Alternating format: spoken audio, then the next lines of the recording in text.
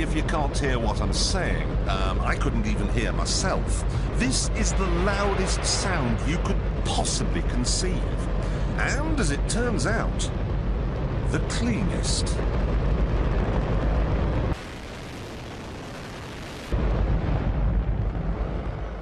Now, the most amazing thing is that that cloud up there, which was generated by the engine, is just a mixture of hydrogen and oxygen. It's water vapour. And in about an hour's time, someone in Mississippi is going to get wet washing. It will actually rain. I told you! It's raining! That's unbelievable! Oh, NASA's playing God. It's making its own weather.